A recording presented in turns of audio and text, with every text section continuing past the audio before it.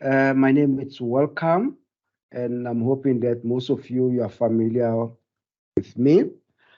Those who have attended for the first time, you are also welcome in our sessions. And I just want to give what we covered last week, just last week only. I think the session of last week was also more informative from my side. And I think last week we were focusing more on how to understand. Uh, no, the other week, not last week, the other week, by the way. Last week we didn't meet, by the way. Then the other week we were focusing on, I think on the 5th of August, we focus on how to understand group dynamics, right? Especially in research, how this group dynamics operates in through our research process. So these coming sessions, starting from today, I think we have 4 of them, if I'm not mistaken. All these sessions are also important for students to be aware of other aspects. It's how I reach out to some of my students, because I've realized that some of the things are not hidden, they are there, but sometimes our students are not familiar with.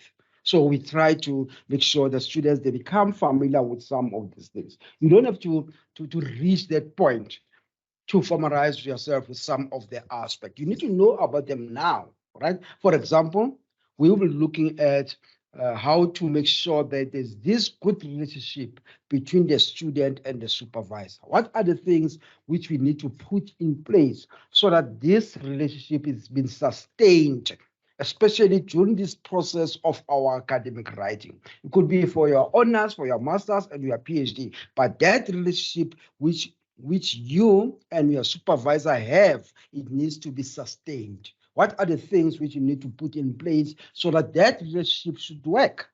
All right, because I've seen some of the students who have not completed their work because of the relationship between themselves and their supervisor. A person will say, I was not even understanding this supervisor. This supervisor was not responding to my work. This supervisor was not doing this and that. So we want to elevate some of those challenges. All right. And the other thing we should be looking at in this following workshops again, we are going to look on how you as a student, you are going to present your research output. How are you going to share the work you are doing? Because remember that what you are doing now, whether it could be at your honors level, at your master's level, or PhD level, is not the responsibility of your supervisor to share with the outside world or the stakeholders. You are the one supposed to do that. All right. So we are going to look at those aspects also. And we are also going to look on how you could develop a manuscript. All right. What are the things you need to look at and how to develop a manuscript with the intention of publication, by the way? And the last one, which I want to focus on, if you are done with your research proposal, you are done with your research report, how do you prepare this research report of yours, the final document? How do you prepare it so that you are able to present it so well to the external examiners? What are the external examiners looking at in your final document? So we want to work on those things so that as we are busy working on our different writing, especially when you'll be working on your research report, or those who are still working on it or who have started on their research report, they should be aware about the expectation to say, if we take your document and give it to the external examiners, they'll be looking at this aspect and that aspect. So we want you to make sure that all those things are there so that you'll be able to graduate quicker. And think about this, guys. Imagine if you have done your master's over 3 years. At the end of the day, you get your result, which says you obtain 45%. You are going to feel bad. And if we can start to work on those things now, it prepares you for your external examination. The PhD is even worse because you don't even give you any grade. All right? We don't grade you to say you have obtained 75% or 50% or 60%. It's just competent or not yet competent. You spend 5 years on your PhD on average.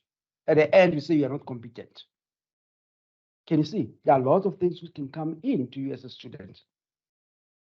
Stress could be one of them, honestly. But we are trying to say, I'm trying personally to say, let's be aware of some of these things in advance. For me, it works better in that way. All right. I think that's what I'm sharing in regards to the coming workshops. All right.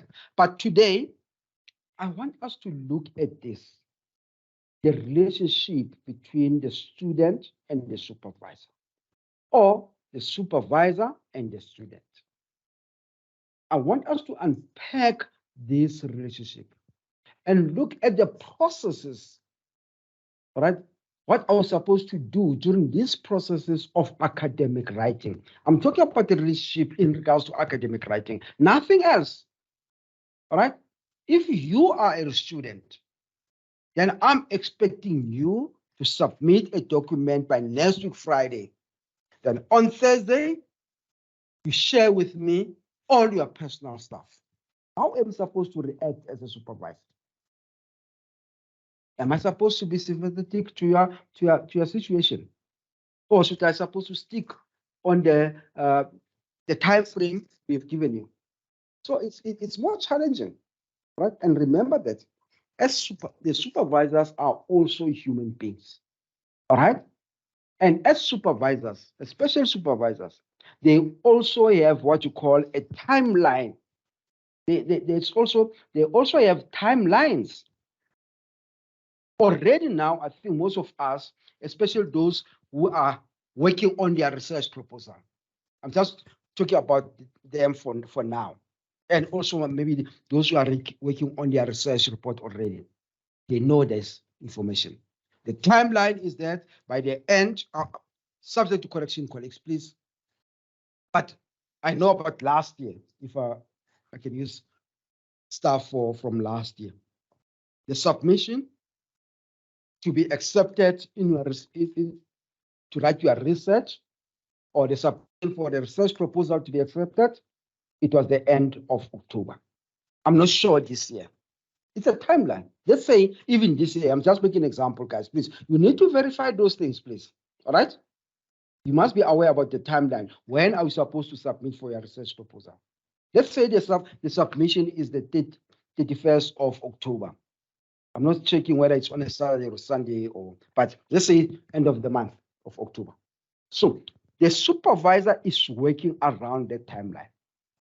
Because if you submit after end of October, already the committee have said to look at all those research proposals.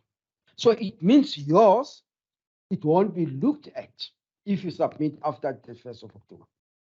So it means you as a student, you are not going to start to work on your research report by next year. It's going to extend. So what I'm trying to say is that we also need to be aware that the supervisors, they also have timelines. All right? So that's why when we build on this relationship, we need to meet each other halfway. Okay. You as a student, when you develop your plan, I'm just saying this, guys, and I think sometimes someone will say, welcome, why are you telling us about this? When you develop your plan in this academic writing of yours, put the timelines and also put when are you going to complete a certain aspect so that you meet the due date. All right? Because what happens is that most of the time, if students are not able to meet the due date, they end up submitting their document, even though it's a half-baked document. And those are the things which are delaying our students. All right? So we need also to look at those aspects. And the other aspect which I thought I need to share with you this morning, even though it's not part of my PowerPoint presentation, it's on how to treat or how to work on the comments. Because I found that my students, they are not working on the comments. We give them comments on various sections of their submission. But students are not working throughout their comments. You give a comment on this page about this aspect. Then you say, this needs to be corrected. Sometimes, in my case, what I normally do, I say, this aspect, because I see it's common, it needs to be corrected throughout the whole document. You know what I get from students most of the time? A student will correct that aspect in that page only. When you read in other pages, the same aspect is still appearing. It has not been corrected. So let me tell you guys, I want to be honest with you. The only thing which delay our students in their academic writing, it's not being able to work on the comments fully. You must work on them. I always say, how to approach the comments. When you get feedback, read them once, all of them. Then from there, write them down or type them somewhere. And as you are working through all of them, make sure that you make a stock taking. Those you have completed, tick them off. So that at the end, if you have all of them in one page, before you can submit the second draft of your work, you check if you have corrected all the comments. Because sometimes what you normally do, students, they don't do that. All right? And when it goes to the supervisor will see the same mistake for the second time. And I'm going to comment. Say, look, I've said you must comment, you correct this in the first feedback. You didn't correct it. And now what's going to happen with your submission? You're going to send the third submission. And as you're sending it, time also is ticking. So let's avoid to delay ourselves around those things. I'm just saying that in passing. But the outcome of today, honestly, it has to do, we need to understand how to define the concept supervision, supervisor, and a supervisee, all right? Sometimes we say, we use that concept most of the time, but most of the time we don't use it, all right?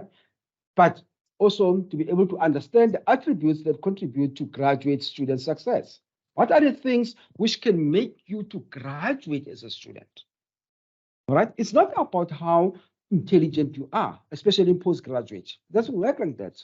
We've seen people who are more intelligent and they're not completing their postgraduate studies. There's very simple attributes which can assist you. And they have nothing to do with your IQ. But also your IQ, we need it. But at the end of the day, we are trying to say the graduation rate which you give, you don't articulate or correlate it with your IQ. There are small things which you also need to factor them in, right? And also understand the kind of relationship that exists between you, the supervisor, and the student. And sometimes you refer to the student, sometimes the word supervisee, all right? But what relationship should exist? Is the relationship supposed to start now and end, or is the relationship which is going to progress? Remember when we spoke about group dynamics, we said sometimes the group, after the project has been completed, it still continues. It's what's happening most of the time in academic studies or in academic arena, right? That relationship, it continues, right? And also you need to understand the roles and expectation of both the supervisor and the student. What we expect from you as a student and what we expect from your supervisor as we are a student.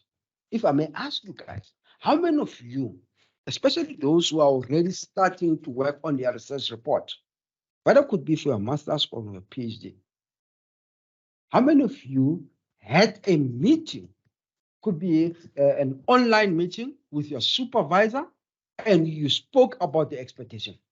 How many of you have that meeting? You can also indicate on the chat. If you have that meeting, just put a tick or whatever. But I'm not saying all of us should have that meeting. But my challenge is sometimes those meetings, they don't take place. All right? At the end of the day, I as a supervisor here, I'm having expectation from you as a student. You as a student, you are expecting to have expectation from your supervisor. but you didn't sit down and communicate those things. That's why sometimes we are not able to be on the same platform. But if we have sat down and we communicate this aspect, at least I know as a student that my supervisor expects this from me. And the student also knows that the supervisor expects this from the student. All right. So that all those things, well, there are things which are hidden, definitely. We cannot talk about everything, but there are basics. All right. I can see there's some students have raised their hands. Let's just quickly go and see. Oh, all right. I think colleagues were responding to my question. Thank you, Quentin. I appreciate that. All right. And I think others also, maybe you managed to have that engagement with your supervisor. Anyway, we always encourage that with the supervisor. But some of supervisors, they don't do that. Remember that when you get a letter to say you have been accepted to do your master's, then from there you start to liaise with the supervisor. Oftenly, the first thing which the supervisor is going to do is going to encourage you to apply for ethical clearance. Then you go through the process with the supervisor. Then if the process has been done, then from there you start to write your research report. But what I always say, sometimes we need to be proactive as students. All right? Why don't you approach the supervisor and say, look, can we have a meeting so that you share with me what you expect from me as a student? Maybe it could be a 30 minutes meeting. It could be an online one. You can organize it. The supervisor can organize it as per availability of both of you. Then you share those things. All right. So that at the end of the day, I should not have this expectation from you as my student, even though I didn't share it. Because sometimes when we have this expectation and we didn't share them, those are the things which frustrate the supervisors.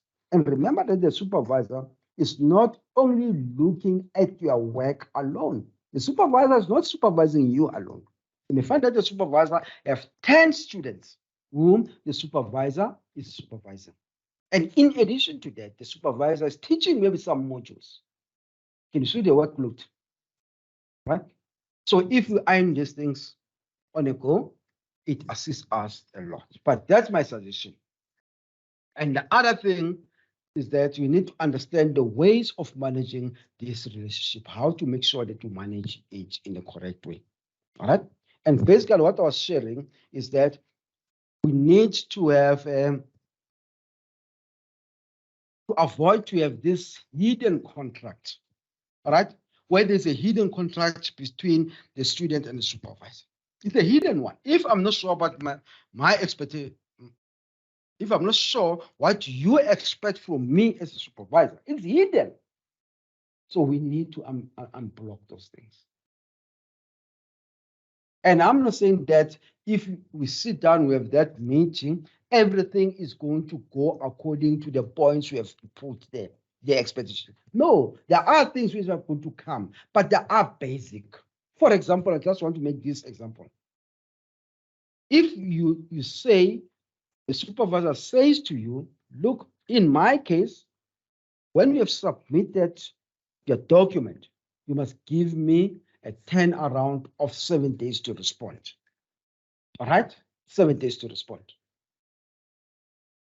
So what do you expect as a student? You expect to say, in 7 days, I'll get the feedback. So what happened if the 7 days elapses?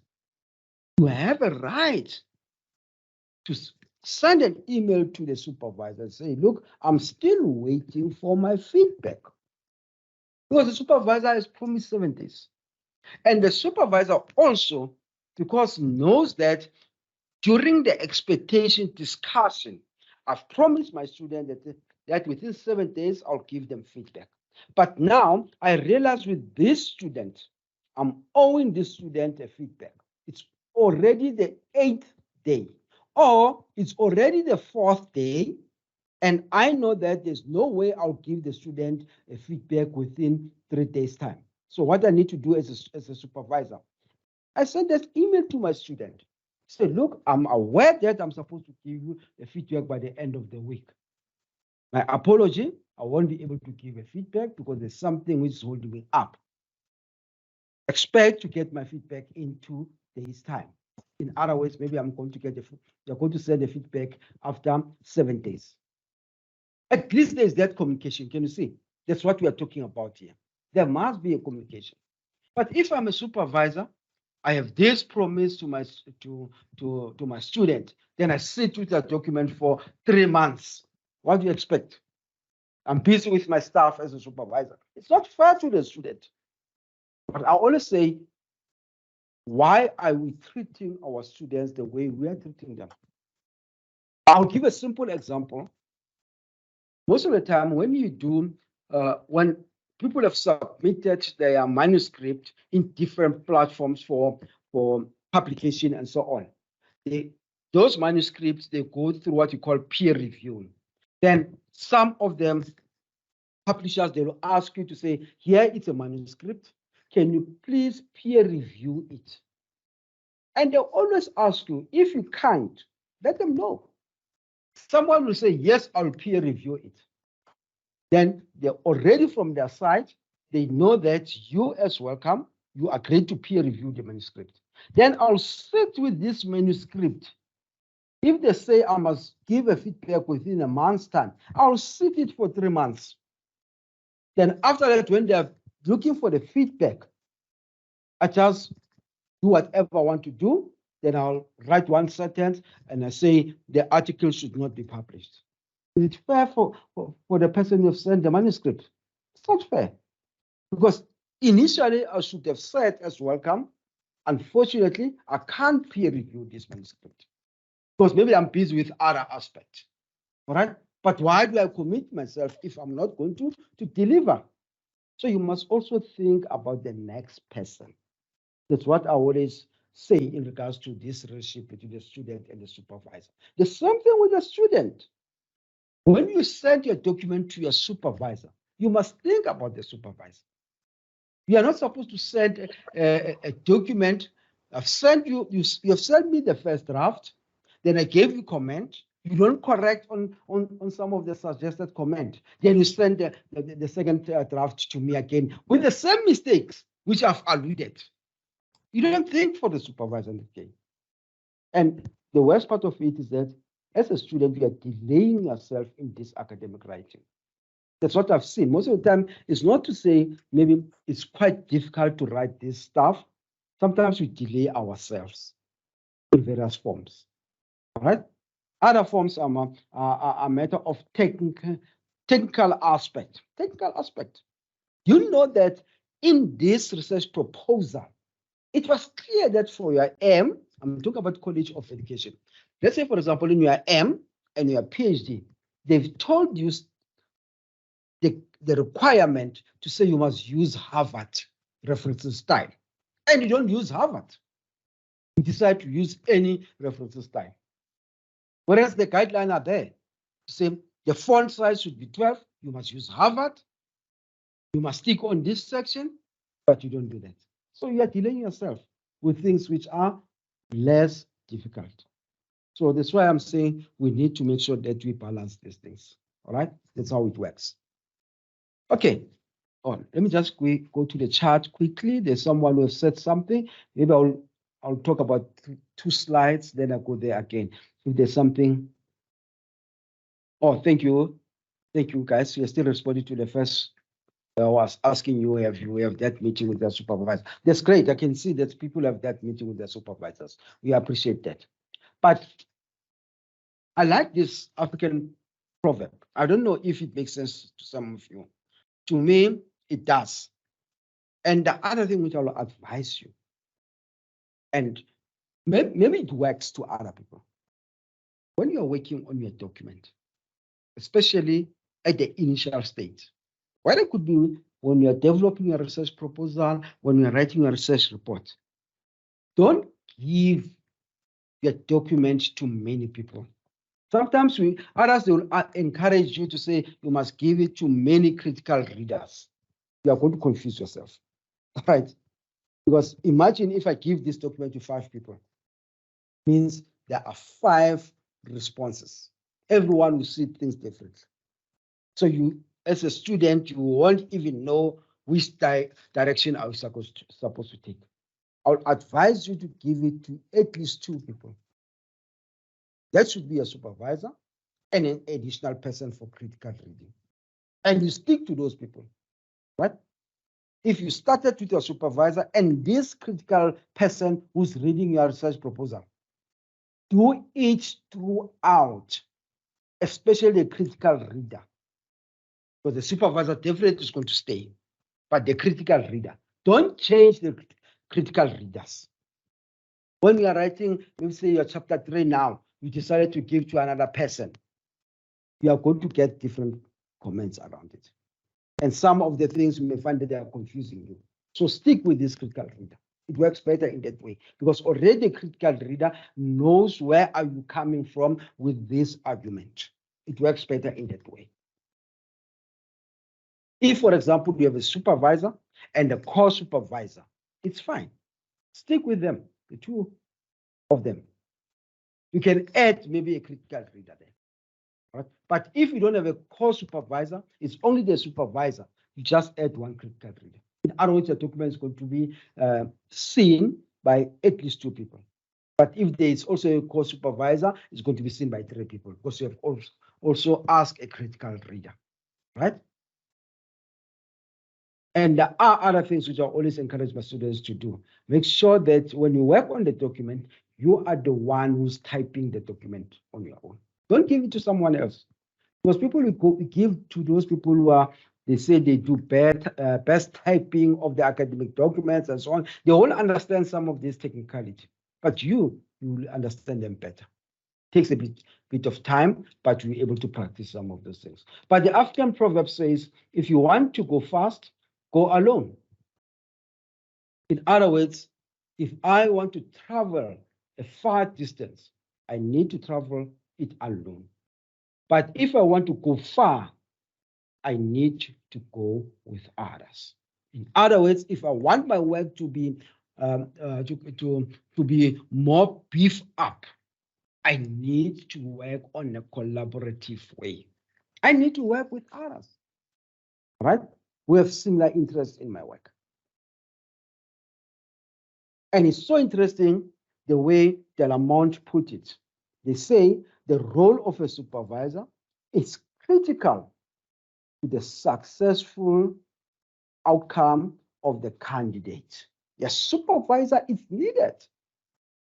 Though we say, this is your work. You need to drive it.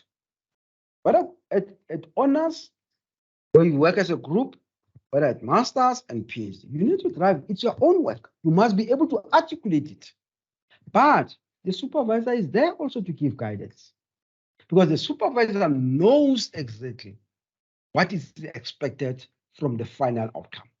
So as the supervisor is working through each chapter, the supervisor is also thinking about the final outcome.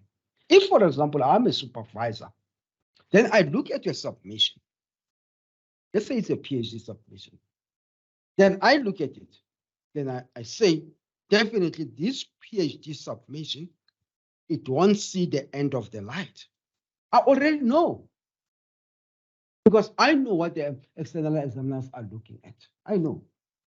So that's why my role is to ensure that I guide you, I support you. And as my student, I want to say to you, as much as sometimes we expect you to rewrite certain chapters over and over again, don't give up. There's a reason for that. We're not trying to make sure that we buy time with you to say if the qualification is for over 3 years, then we are extending 3 years for you. You'll see at the end why you have to rewrite certain chapters over and over again. I always say to my students, keep the first submission of your master's or your PhD, the first chapter. Then after 3 years or 4 years, compare that first chapter and the final chapter you have. You see a vast difference. Right? So what I'm trying to say to you guys, as you are rewriting certain chapters over and over again, don't give up. have resilience and persistence. There's a reason for that. Because there's no need for me as a supervisor to let you to go through this process over 3 years for your master's. Then at the end, after you've submitted to the external examination, then we say you have not met the grade. And those are the things which can bring anxiety, stress, and depression to our students. So we want to take you through this process so that at the end, you are able to be graded. That's the purpose of all of this. There must be a flow. And I'll share one of aspects. I'm not saying that we went through some of this, but I've experienced that. In my submission for my final qualification, my supervisor was not happy about 3 chapters. Then I have to work on those 3 chapters for the whole year. Because he said to me, definitely, these 3 chapters, the way they are, there is no way you're going to pass your PhD. We can submit it, but I'm telling you, it's going to be a wasteful 5 years.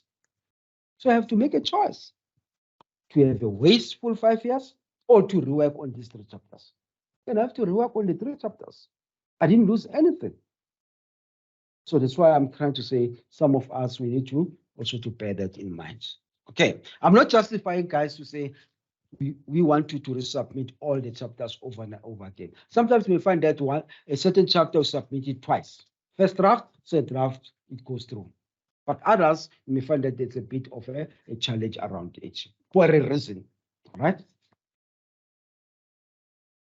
Maybe we need to look at on how to classify some of these concepts.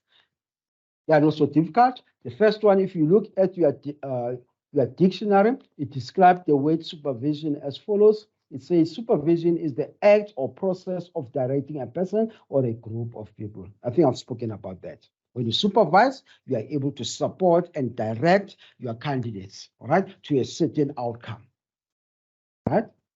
And remember that. Imagine if we didn't have a supervisors and we said to you, go and write your PhD for 3 years. You're going to come with an outcome or a document which is not according to the guideline. But the supervisors, because they know the guideline, to say, all right, when you write for a PhD, what are we looking at? What distinguishes a master's qualification and a PhD when you write them? Right? The first one, the masters, want to see if you were able to do research. You are able to understand methodology and all of this. That's what we do in masters. But in PhD, we are looking at the application. We are looking at the articulation. We are looking at the argument. We are looking at checking the voice. Where are you as a researcher in that aspect? So those are 2 different writings. All right. So that's why the supervisor is there to guide you and to support you in regards to the whole process.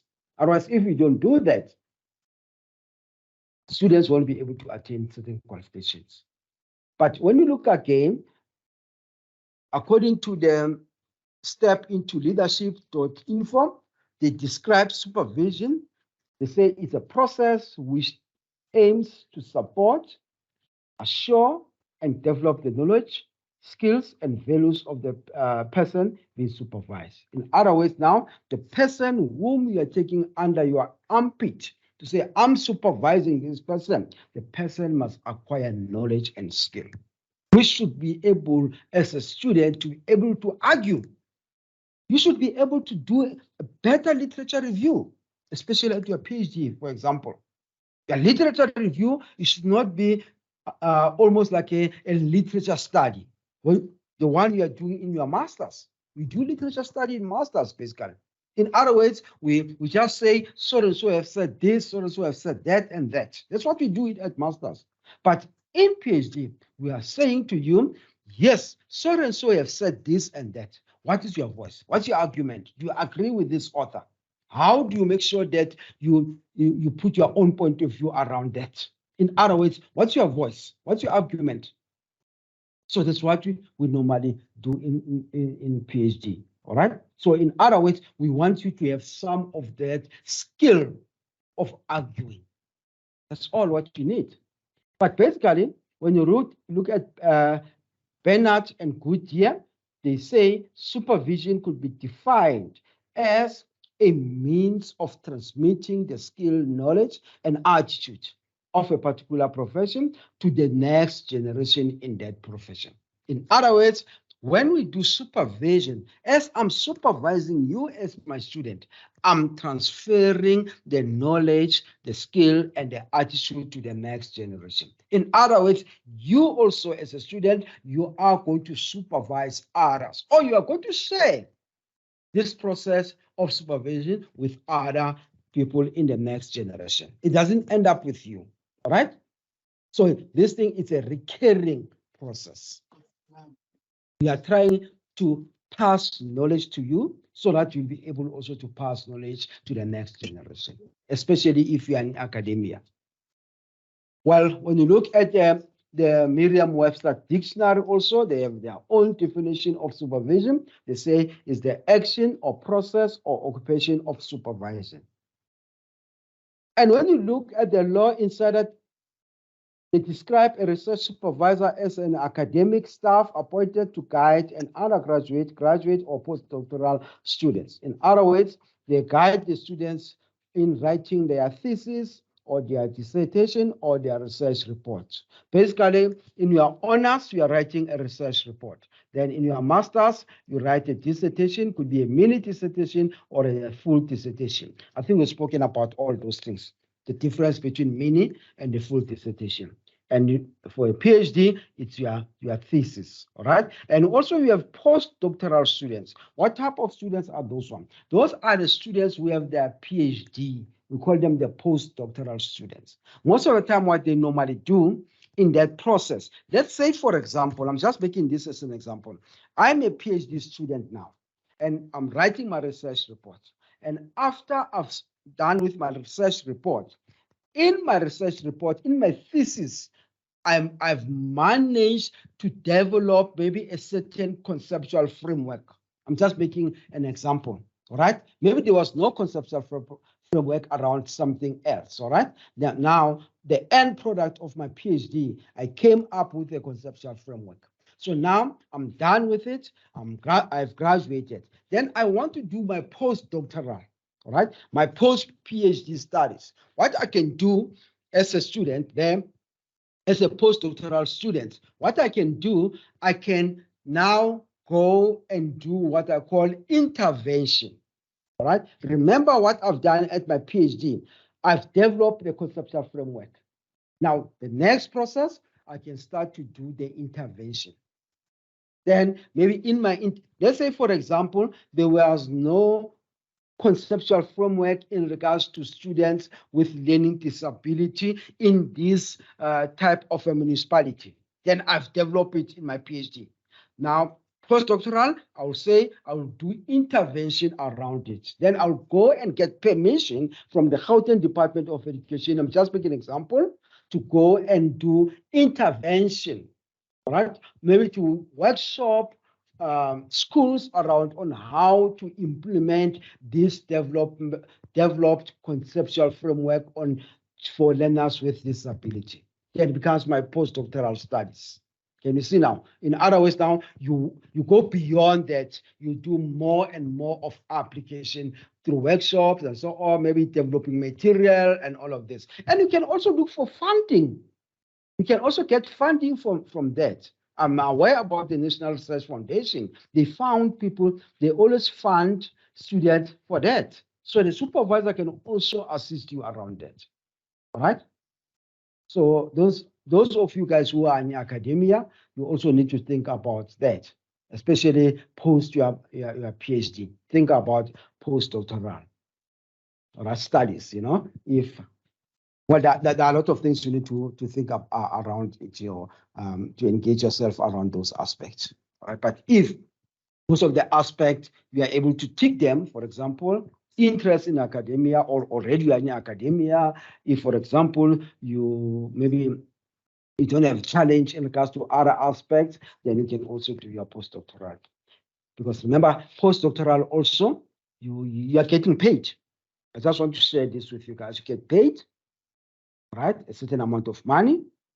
And you're also given an opportunity also to lecture, even though you're not going to lecture maybe for the whole day and all of this, you're given hours to lecture. So it also prepares you to become a lecturer and so on. But yeah, those are the things you need to think about. Okay, those who have interest in some of these things, I'm just sharing them. And I know that some of you, most of you have interest on this aspect. All right, then you also have a research core supervisor. We've spoken about that one. In other words, you have the supervisor, the main supervisor, and the core supervisor. Sometimes what you normally do in the institutions, if, for example, a student is doing PhD, the main supervisor will be a person who's having a PhD, all right? Could be a title of a doctor or maybe a title of a professor and so on. Then the core supervisor will be someone who's still doing the PhD. Let's say that person got a master's. Then they appoint that person as a core supervisor. In other words, they make sure that the main supervisor has a +1 qualification than the core supervisor. But at the end, these people, they work together. They always come together and plan on how they are going to supervise these students. And some of them, they do it simple way to say, all right, I'm going to focus on this part of the research. Someone will say, maybe I'm going to focus on the theory. Someone will focus on the methodology. Or sometimes they will say, all right, we all be involved in all of the section of the research project. All right. When you give feedback, you read it, I read it. Then before the feedback comes to you as a student, the supervisor and the co-supervisor, they meet before so that they give one concrete feedback. Otherwise, if they don't meet, they can give feedback which is contradicting to each other. And it confuses you as a student more. So there is that working together or synergy between the supervisor and the core supervisor. And this also, it goes further. And I think most of you, you are aware that your output, your research output in the form of a master's, all right? Definitely in research, in your honors, most of the time, it doesn't go to that extent. But in your master's and your PhD, your dissertation or your thesis is going to be published. It's going to be sent to the Department of Higher Education, all right? And the Department of Higher Education, normally what happens is that they compensate the institutions around their output. That's why we have what we call the ranking in regards to different institutions. Sometimes you may hear that this university has been ranked as the highest in Africa, or it has been ranked as the highest in South Africa. It's based on the research output. It also contributes there. All right. So now this outcome in the form of remuneration, which the institute gets, both people who have worked on the students' work, they get a certain remuneration, right? But I will explain it maybe sometime. But basically, this remuneration basically doesn't mean that I'm going to give you, let's say, for example, if the Department of Higher Education give you 20,000 for every PhD which has been published, 20,000, I'm just making an example. It's more than that, by the way. Doesn't mean that the supervisor is going to get 20,000 in their banking account. It doesn't work like that. But there is amount which is going to come to the institution, and there's a certain amount which is going to be allocated to the supervisor. If you had a co-supervisor, it means that amount, let's say, for example, is 5,000.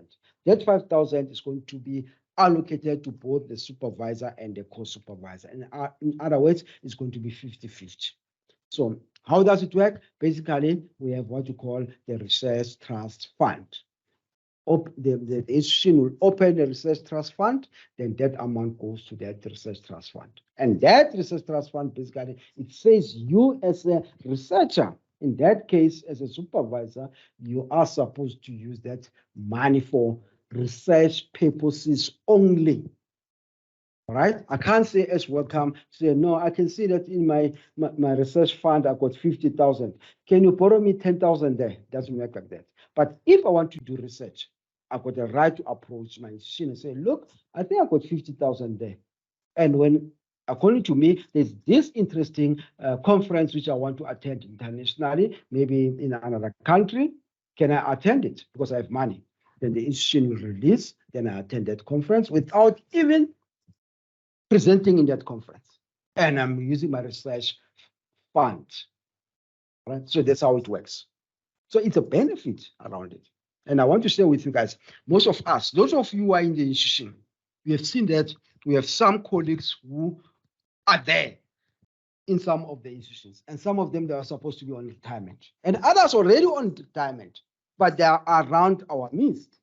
Most of them, colleagues, they are utilizing their research funds. In other words, they have a lot of money which it's available in their research coffers. So now they are using those amounts. Someone will say, all right, I've got a lot of money in my research fund. So what I can do, I'm attending this conference, then I want to also to go with one of my students, let's say a master's student, to also go and present in that conference. Then the supervisor will be able to pay for you everything. It's happening. I've seen other institutions, I won't mention names, always when I attend a certain conference every year, when I go there, there's this supervisor, always have new students. Most of the time, it's one master's and one PhD student. The supervisor always take the student and in a rotational basis, and the students, they present their work because we want to expose them in such platforms. But those are the things, colleagues, which I always like to share with my students, all right? All right, then let's quickly look at the journey in this relationship. Yeah, this journey it's more interesting, guys. It's more interesting. Sometimes you feel, I think most of you already, those who have started with their research proposal, sometimes you feel to say, yo, this journey is going to be difficult. When I'm going to finish the actual research report in 3 years' time, you're going to finish it, guys. You're going to finish it. All right? You just need to take each step as time progresses. Don't rush. Right? Work on your document, refine your document. I've said, I'm not sure if it's this platform, but I've said in one of the platforms to say, I'm anticipating, colleagues. I'm anticipating, and I think it's you. It's the same. You guys, where I've shared this, I'm just anticipating, and I see it's coming. It's coming. I want to, as a critical reader of some of your documents, I want to see one or two of students in this crop, right? Where you graduate with a PhD without doing a PhD. Think about that. You get a PhD without doing a PhD. And someone will say, welcome, what are you talking about? You're doing your master's. But after external examination, your master's is being elevated to a PhD. In other words, the way you have developed your master's, it's on a PhD level. And the committee in the institution says, there's no way we can say to this student must do a PhD. We are awarding you a PhD. Then from there, you go into your postdoctoral. How does it feel? Remember that if they elevate you to a PhD, it means you have spent only 3 years in your master's. And your PhD is 5 years. In other words, you have skipped another 5 years. Already you have your PhD. When you graduate, you don't graduate with only your master's, you graduate also with your PhD. And it's doable. So what I'm trying to say is that I'm just waiting for that, to get that news, say, remember, welcome, you have done this and this in my document. I've been awarded a PhD. I think I can also celebrate with those students.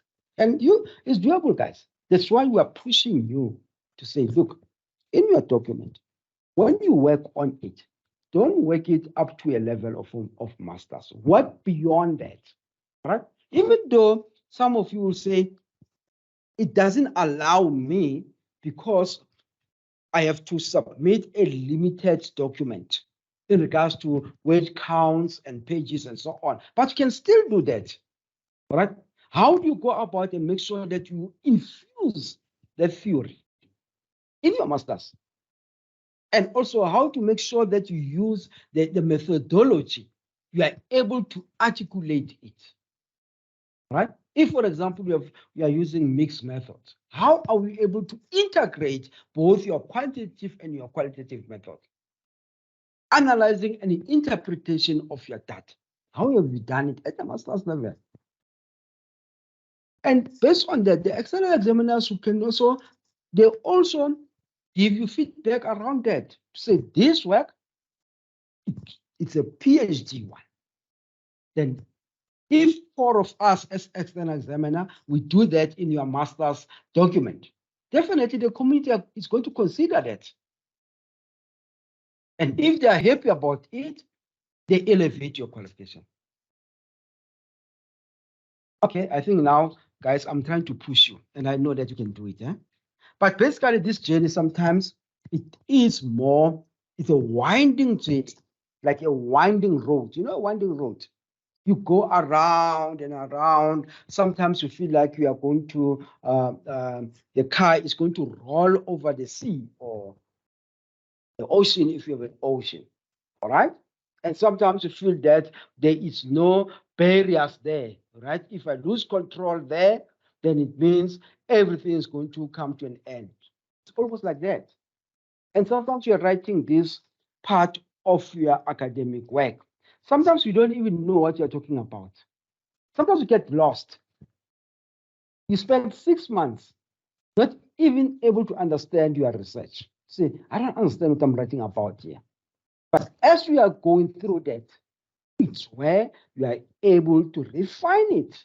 It means you are now coming to an end of your research. And there's no way, colleagues, I've said to the other student this morning, there's no way you can forget what you have written academically.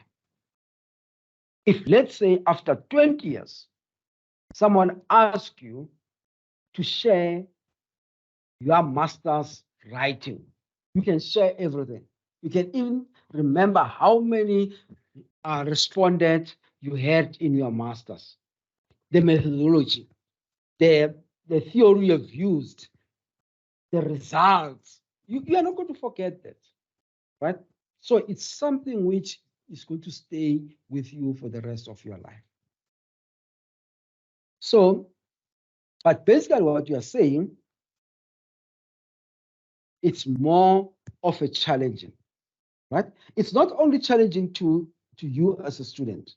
Your writing also is challenging to me as a supervisor, right? Because if you send me certain information, I can't sit and ignore it in your writing. It's going to push me.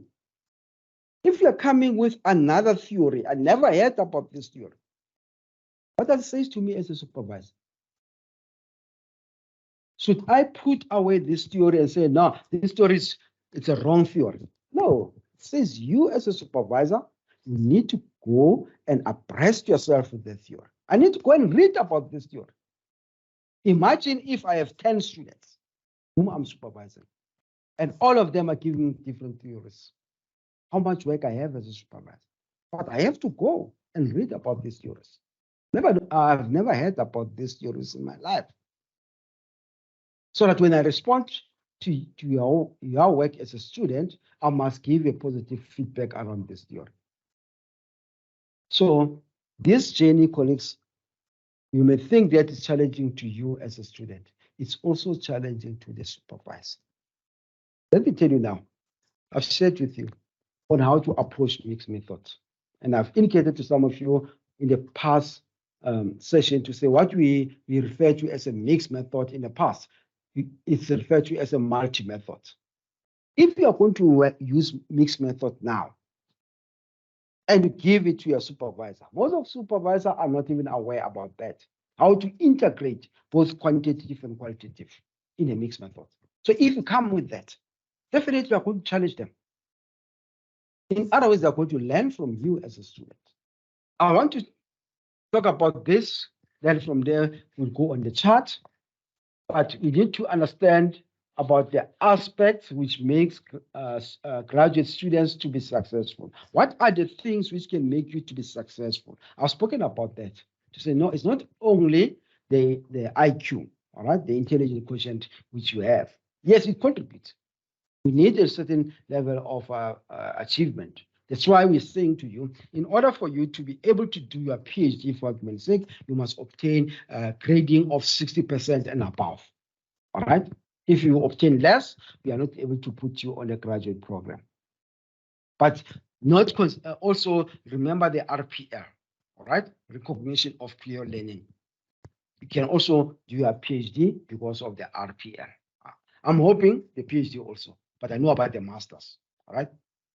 To say, but basically what we want, we always encourage grading 60% and above. And others, they consider also the RPL. In other words, the person would do the PhD based on the RPL. Other institutions, they recognize that, all right? But these are some of the things or aspects which can make you to graduate quicker as a student. One, persistent. Be prepared for the onslaught of failure. All right, I've just used the word failure. But basically what I'm trying to say is that you need to have perseverance. Right? Don't give up. If I give you a feedback on a draft, go and work on the feedback. And what we normally say, even the supervisor, they are not saying that what they are suggesting to you, you must implement them. No. You are the driver of the project. Right? You are the one who knows this project better than the supervisor. Because sometimes we find that the supervisor have been on the field. Let's say, for example, we are doing a study in College of Education. Maybe the supervisor has been a teacher for the past 30 years. The last time the supervisor set the food at the learning environment at the school, it was the past 30 years. Things have changed. But you, as a researcher, you know about the latest developments. The supervisor will question definitely. So you have to convince the supervisor around some of the aspects. But if you can't convince me, it means I, as a supervisor, I will have the final weight on a document.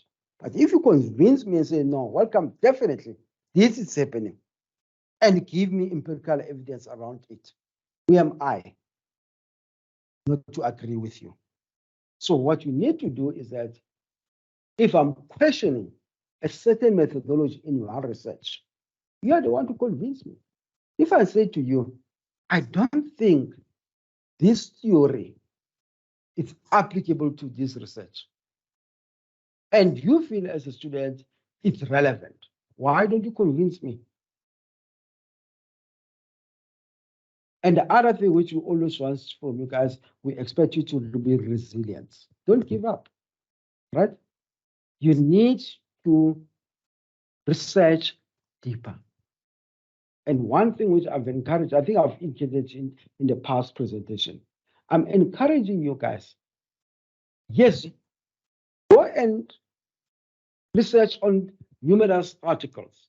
But the other thing which I'm encouraging you, use the original documents instead of using articles. Because remember that articles, when they reach you as a student, already how many people have paraphrased that article? All right? A lot. If, for example, I'm writing a manuscript now, then I read a certain article, I'm going to paraphrase. But if I don't consult an article, I consult the original author, then it means I'm going to read the content as it stands. Then I'll be the first person to paraphrase it. So it means in that case that the content is still new, it's fresh, the meaning is still the same. So that's why we say sometimes Use books as they are, and they are available. All right, they are available via library. And the other thing which students are not even visiting nowadays or using, completed thesis and dissertation. Use them also. Sometimes we struggle on how to frame certain sections. Let's say, for example, it's a section about problem statement, and you're struggling around it, how to frame it in your own work. Why don't you read about a completed dissertation or a thesis to see how this researcher formulate or framed the problem statement and try to adapt into your context? It makes your life easier sometimes. And this completed thesis and dissertation, they are available from the library. If you go to the library under the institution itself, then you go to library there, thesis and dissertation, you go there, then you're able to source them. They are available, colleagues. Let's make use of them. Okay? You can't struggle with certain section, even there are a lot of students who have written about that section.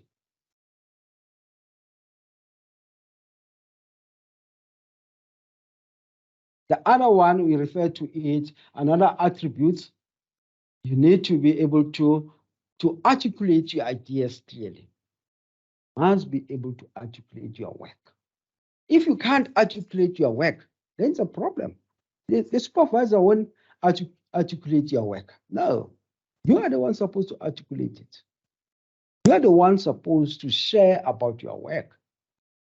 You're the one who's supposed to answer any question regarding your research. Well, you can add other attributes. Maybe I'll give you 2 minutes. Let's add any other attributes. What other attributes can make you to be a successful student or make you to graduate? We can share those attributes on the chart. I think now it's 12. It's 4 minutes past 12. Let's say by 6 minutes past 12, we should be done. Okay, let's quickly share on what we have on the chart quickly. Let us start from, all right, I think, yeah, let's start here. Cuthbert, what you're saying, commitment, discipline, focused and discipline, that's Hopuzo. Hope, does you add, I don't know what's that now, hope. The students should have faith and teachable spirit too, all right, I like that one. Commitment, visionary, grasp of language for review of literature, in your specific field, all right, courage. I think all the phrases you are bringing, colleagues, are important. They are very important, all right? Commitment. You need to commit yourself on the journey you have started, all right? And when you commit yourself, definitely, my understanding is that sometimes you need to let go of other things. Nothing. Just let go of other things. Otherwise, if you are not committing yourself to this journey, you find it more difficult. And it's also going to delay your graduation pace. So you need just to sacrifice other things. All right. Determination is one of this. All right. And also you need to make sure that you are able to manage time. I like this one, and I was expecting that. I'm not saying the others are not important. All of them are important, but time management is very key. All right. You need to outline a time plan for the whole process. Have a broader timeline. For example, like I've said, submission of your research proposal, those who are working on it, let's say it's the end of October. So you work backwards. When are you going to complete each stage? And you must stick to that. Because the more you are not completing all the stages as required, you can end up not meeting the timeline. And that's going to delay your progress. So time management is one of those. Willingness to learn, I think the list is endless, all right? You can just put the concept as you are progressing. All right. But let's quickly look at this. Who is holding the key or the keys to success? Who's holding the keys? Is it the supervisor or the student? Right? But basically, the point is clear. Both of you are holding a key. In other words, for your success, you as a student is the key. The supervisor is also a key. In other words, we need each other. Well, thank you for responding to that. Someone says the student is holding the key, but I believe all of us. In other words, we are together in this journey. It's not a one-sided journey, right? As you are succeeding as a student, the supervisor is also succeeding, and vice versa. So both of us, we need to make sure that we meet each other halfway in this process. That's why we talk about collaborative initiative. Your submission of your work, it also assists the supervisor. Basically, the supervisor will be able to meet the target as stipulated. All right. In other institutions, what normally happens, the only time a supervisor will be able to get a certain research fund, it's when their students are completing within the record time or the stipulated time. In other words, if you're supposed to complete your master's within 3 years, the only time a student will get any research funding around your work, it's when you have completed within the stipulated time of 3 years. All right. If you completed beyond that, the supervisor forfeit all those benefits. So that's why we say we need each other. Your progress also beef up the supervisor's progress. The same thing with you.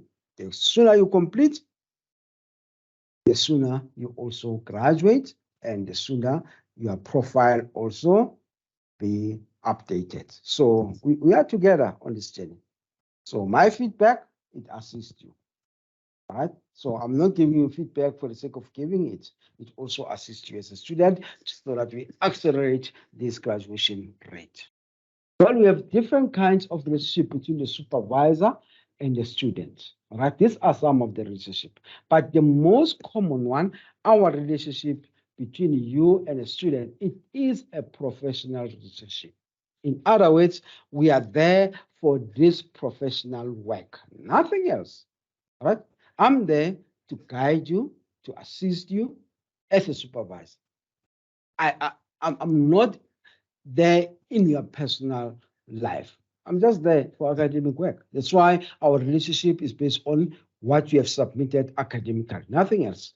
All right. And also, it's more about compatibility. It's almost like an analogy of a marriage. I've just put that. We need to be compatible to each other. In other words, we should be able to share information between the two of us.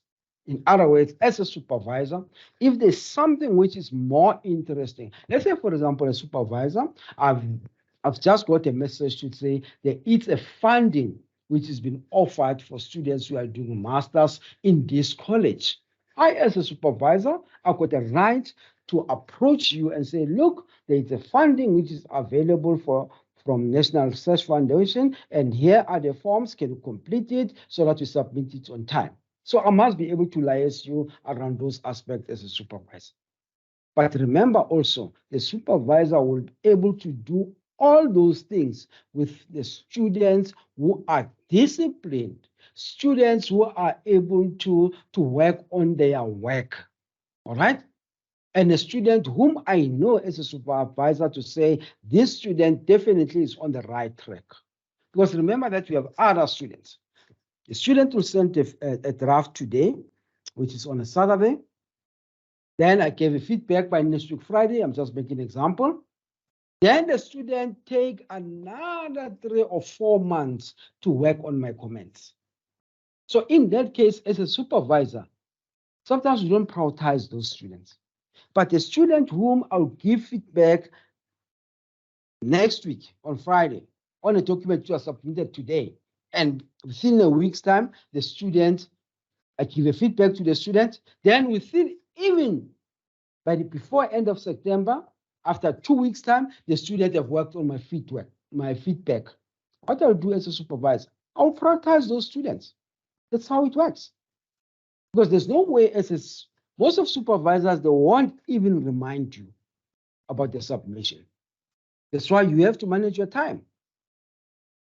And it works better to become that type of a student. Don't sit with the feedback. Have a timeline, manage your time well to work on the feedback as soon as possible. I'm not saying that you must rush yourself, but work on the feedback as soon as possible. Because that also makes this relationship between you and your supervisor to be a good one. That I know that if I give the student feedback, definitely within a month's time, I'll be able to get a response. That's why we say to you as a student, as a postgraduate student, if you can spend a week without working on your academic development, academic document, you must know that you are going to fall behind. A week should not end. Right? You must be able to manage your time well. So it's every week, maybe on a Saturday or a Sunday, depends on your time availability, but you must work on your research. The other thing is that there must be honestly in this relationship. I should be honest as a supervisor. If I'm not happy about this chapter, I'm not happy about it. I'm not supposed to mislead you. Because remember that if the chapter is not well developed, and I take it as if it's up to high standards, I'm creating impression to you. And by the time we submit it and then see the end of the tunnel, you are going to blame me, of which you have a right to do that. So if something is not working, it is not working. I need to tell you to say, definitely this chapter, it needs to be worked on, and you must work on it. All right? There should be that open communication. There must be a mutual respect. We need to respect each other. If, for example, I have 10 of you as my student whom I'm supervising, I'm not supposed to share your work with other students. No. I may share common aspects which are common. So look, I think in your work, because you guys, I'm supervising all of you, can you please contact so-and-so so that that person could assist you on how to formulate or reframe this section? I've got the right to do that. And that assists you as a student, all right? But I can't put it in this way and go to another student and say, this student is doing this and that. No. It's not how I'm supposed to do as a supervisor, okay? We need to have that mutual respect. The same thing. You as a student, there are things maybe I'm going to share them with you as one of the students, even though you are 10 in a group. Then I'm not going to share with others. And that doesn't mean that I favor you in respect to others. No. Maybe your study, it has a certain focus, and I have to share that aspect with you alone, because the other studies, they don't have that focus. So I've got the right to do that, right? And also there should be this friendly relationship, and there must also be trust. So as a student, you should be able to approach the supervisor. You should not be afraid to approach the supervisor. The same with the supervisor. They must be able to approach you as a student. So we need to have that friendly relationship, We need to trust each other. Okay? Sometimes as a supervisor, I may do a mistake. It depends. I may suggest a certain theory in your study, or to find that theory is not working. Then I got the right again to say, look, no, I think the theory which I've suggested, I don't think it's going to work for now. Let's try this theory.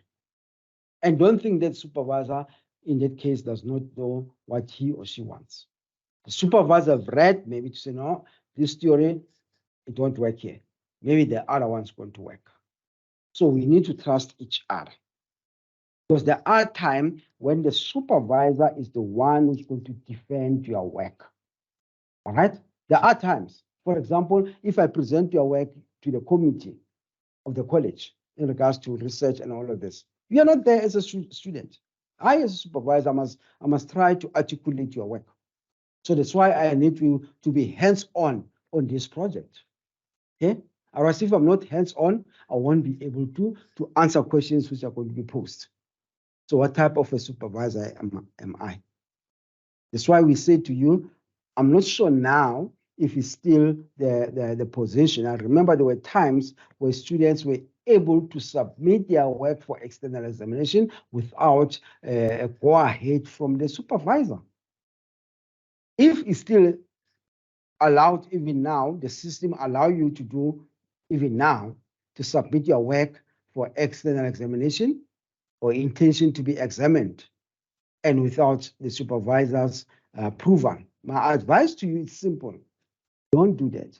Liaise with the supervisor first and say, look, I think that I need to submit my work for external examination now, or apply for that.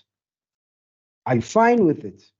The supervisor will say, no, I would like to have them just to read this document for the last time. And allow the supervisor to do that. Because if you push, you don't listen to the supervisor, you submit. By the time it goes to that committee, they appoint an external examiner. And by the time the feedback comes from the external examiner, most of the time there are 3 or 4. You may find that they have a lot of questions in your document. And those are the things sometimes they will make you not be able to achieve your qualification. But if you have worked with the supervisor will be able to read and look at some of the things which can be more problematic. We rather delay the submission instead of submitting a document which is not ready. All right? Because sometimes I've seen 1 or 2 of those documents. When they came to me as an external examiner, until I found out, when I asked, then they said to me, no, we are allowed to do that without the go-ahead from the supervisor. So you can see this document was not ready for external examination. There were a lot of things needs to be done. Not the aspect of the flow and also aspect on articulation of the, no. Simple aspect, technical aspect.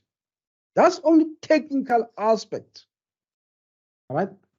I'm not talking about language. Language was one of them. You can even see that document didn't even been subjected to turn it in. There was not even language correction. You know, there were a lot of things happening there. All right. And this committee, remember, they don't even read the document. They just look at the title. Then from there, they say, all right, now let's call for external examiners. Then they call for different external examiners. Then they send the document to their approved external examiners. That's it. They're not going to read it. The only person who's going to read, or people are going to read the document, are the external examiners. And if for 4 of us, for example, if we say we grade, let's say it's a master's, we grade you 45%, then from there it's going to be an average. The average is going to be 45, by the way. I'm just trying to work on numbers there. But at the end, the average won't be 50%. So what does it mean? It means you didn't pass the dissertation after 3 years. So that's why I'm just saying to my student, please, everyone wants to submit. We know that. And I know that sometimes one of the things which I've realized with some of the students, which I've learned, students, they are rushing to submit because they are avoiding to pay that restriction amount. But at the end of the day, my argument is, why do you rush to submit a document which is half-baked? Because when it comes back, external examiners, they may ask for major changes. And remember that if they ask for major changes, you are going to take almost 6 months to work on them. It means you're not going to graduate as you have planned. So, okay, that's where I am around that. All right. I know that we all have our time frames, but please consider that always. It's almost like the way we submit our documents. Before you submit any draft to your supervisor, read it. Please, just read it. It's not a matter of submitting a document the way it is. And I always say to my students sometimes, if possible, I don't know what platforms you use for language editing. All right. For example, I know about Grammarly. I'm not sure if you guys have access towards it. Whatever platform you have, use it and subject your document there. Not turn it in. Turn it in, by the way, is only for plagiarism, by the way. Language editing, subject it to Grammarly if you have access towards it. Then they'll be able to assist you in regards to language. So that when you submit it to your supervisor, at least the language also have been worked on a bit. All right?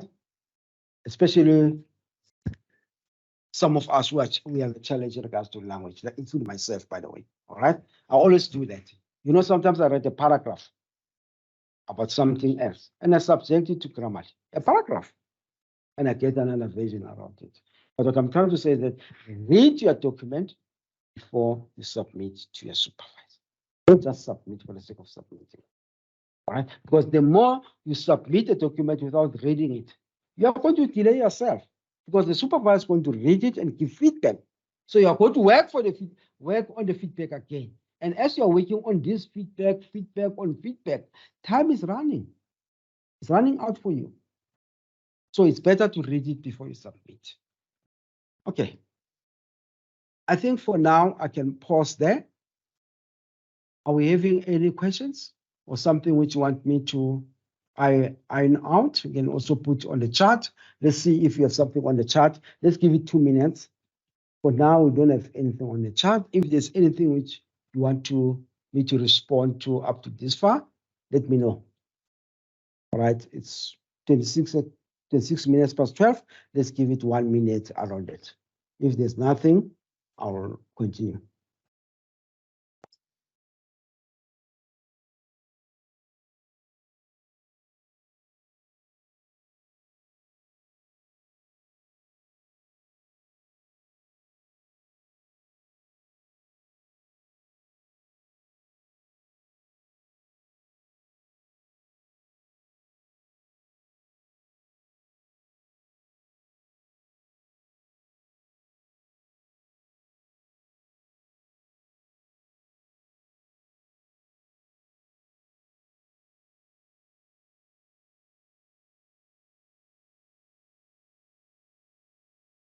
Okay, I don't see anything coming on the chart, and I don't see anyone who have raised a hand.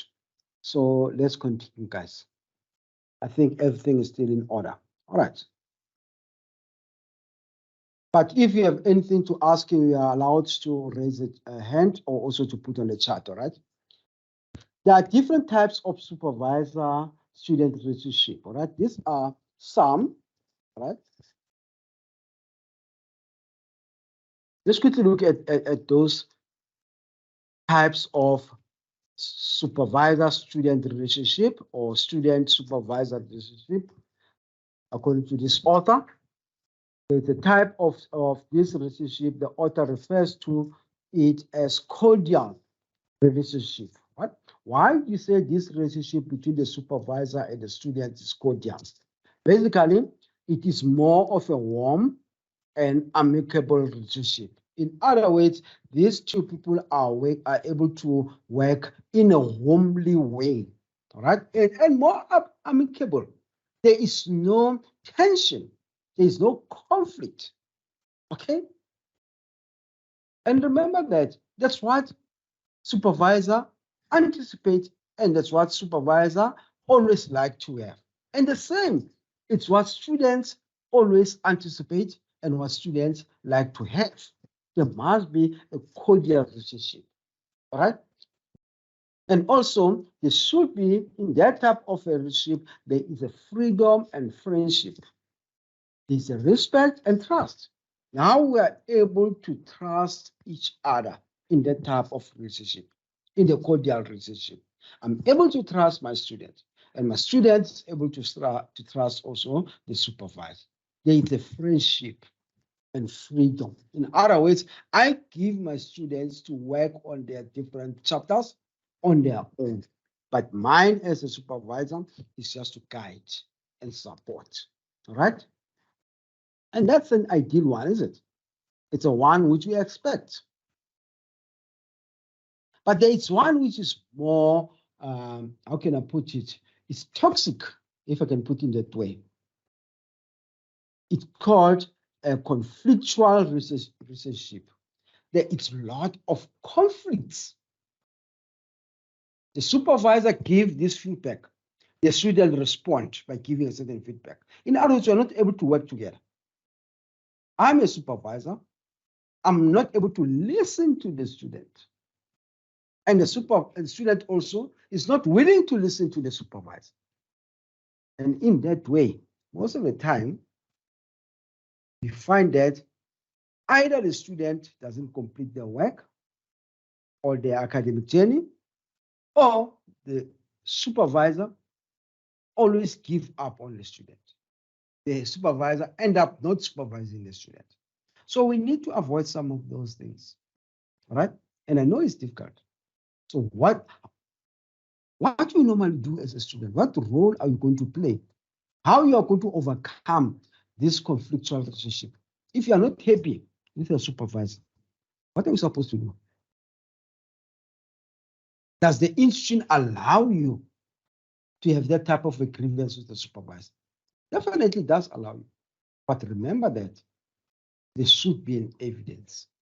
If I'm right as a supervisor and you tell the committee or the college to say, I can't work with this supervisor, and I know that I'm on the right path, and I give better evidence to say, definitely, here I am in regards to the student supervising this student. Someone is going to lose the debate. So we should not rush to put grievances if there's no need for it. We just need to work on our document. You know, I know I'm putting it the simplest way, but there are things which sometimes makes this conflict to be there. All right, we can iron out. Let's talk about it. Let's share.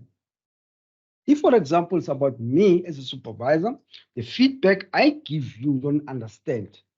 Why don't you schedule a meeting with me? Or drop me in an email and say, look, I don't understand this feedback. Can we talk? Can you go on Teams? Then I can explain what I am expecting. Because sometimes on the comments, you can't put everything. But if it needs us to have a discussion meeting, let's have that discussion meeting for 30 minutes. And we see on how we reach each other halfway. It works better that way. But basically, in this type of relationship, the first point there it says there is no harmony, and always conflict is the order of the day. In other words, we are not able to work together now. I don't know why. In other words, there's a lot of conflict between you and I. You see things differently. And this conflictual relationship may also emanate from different forms or from different points. All right. One,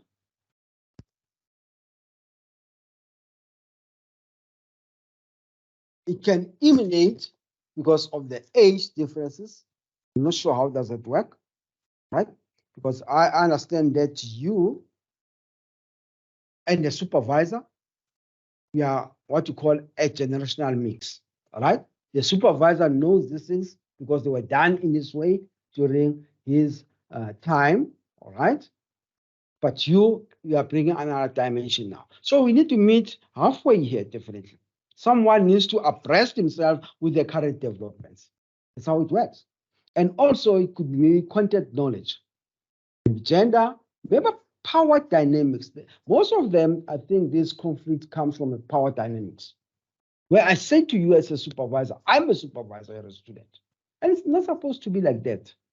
We need to be able to understand each other. If you are a student and you are bringing this dynamic in this document, all right? And I'm not familiar with it as a supervisor, what I'm supposed to do? Should I put it aside? No. I'm supposed to say to you, can you please clarify this to me? Then you can go further and clarify it to me. Maybe I've missed something, all right? Maybe something which is there now. I'm not familiar about it. So you need to abreast me around that. So that's how sometimes I feel this in fact, we are not supposed to have this type of a relationship, a conflictual one, definitely. It's not supposed to be there. We just need to identify what makes us to work apart, all right? Maybe you don't see the reason why I want you to write at this level. Then you have to tell me, or I have to emphasize to you the reason why I want this document to be written in this level, up to this level, is because of APC. Because if I don't do that, you will feel that now the feedback you are getting from this supervisor is a negative one, of which is not a negative. Remember that I've indicated to you that we need to have that collaborative working amongst ourselves. When you succeed, I also succeed. So I can't give you a negative feedback if I want to succeed also, because I've already counted you. If, for example, it's 10 of the students whom I'm supervising, I'm already counting 10 students up to completion whom I'm going to put under my profile. So why should I give you a negative feedback? Can't do that. So we just need to work on some of those things, all right?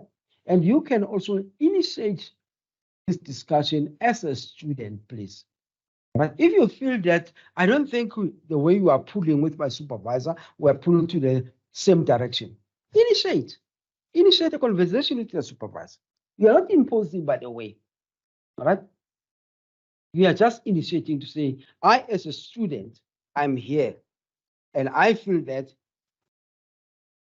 these are the things which are confusing me. 1, 2. So the latter party will be able to talk about those aspects. It works better in that way, is it? And the last one, which you call it a mix between the two. In other words, both cordial and conflictual relationships. Sometimes it happens, eh? You may find that as you are working through this academic journey, yeah, you feel now the relationship is not so good. Or it's a mix, all right, between the two.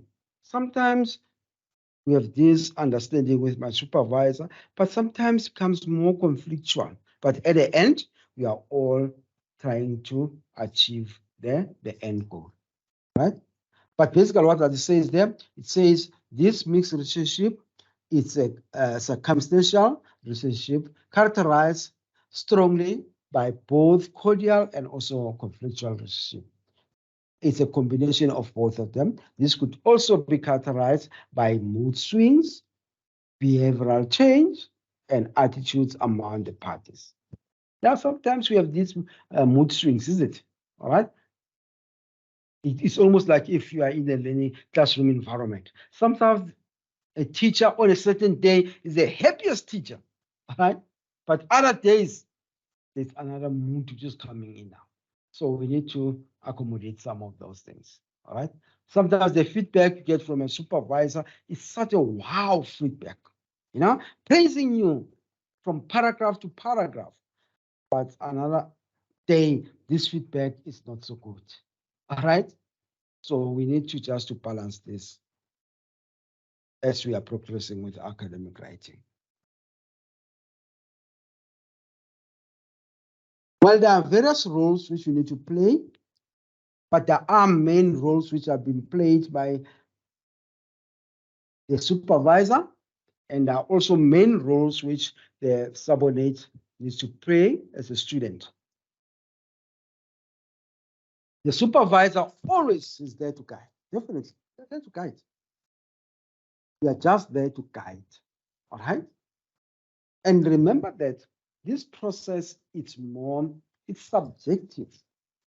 Okay? So you need to also understand that. I may read your chapter 1 today and give you feedback. Then the second submission, after you've corrected or adhered to some of the suggestions I had, then I read it for the second time. Then I could have another angle. And in the process, we just need to understand that it doesn't mean that the first submission you had, it was bad. The second one, which I suggested you to correct this and that, and you did that, then I still need further correction. It doesn't mean that I'm trying to prolong the whole process. My reading now, because remember that when I read this document, I can read your chapter 1. And already I have, as a supervisor here, I have my own mind map about the whole document. In other words, about all the chapters. In my chapter 1 already, I've already made up my mind or have this suggestion to say my literature review should be on this aspect. The methodology, the findings, I'm expecting us to work on this aspect. And I'm already know what findings you are going to get sometimes. It happens. And what to do with those findings and how to interpret it. So that's why my reading is not only to say I'm reading only at chapter 1. Oh, no. I'm also reading the other chapters. Even though you have not worked on those chapters, already I have a vision. Where does this research leading us to? Okay? Because maybe sometimes it's based on the gap, which I know is already there. Or maybe it's based on a gap you as a student you have identified. And I'll tell you that based on this gap, if we can develop this and this and this, we'll be able to mitigate that gap. Or we'll be able to add value to this type of research. So that's why we always guide. We are there for developmental purposes, right? And also we assist you on how to analyze the data and also maybe interpret it, right? But what's important, according to Yogoski, all right? I think all of us, know about the ZPD, all right? Zonal Performance Development, according to Yogoski, he talks about scaffolding. In other words, we are trying a supervisor to scaffold this learning, all right? Not to transmit knowledge. We are trying to ensure that you go through all of this section, and at the same time, learning is being trying to be scaffolded. In other words, we are building on this knowledge gap. That's what we do. But you as a student, definitely your role, you have to carry out the research and try to work in a systematical way. And also be able to execute diligent academic writing. So your writing is not supposed to be the same like a normal writing. This one is an academic one. So there are certain processes and procedures which you need to follow, right? Because the end, we want you to have a published document. We want you to present your document in various platforms. So it's why we emphasize academic writing.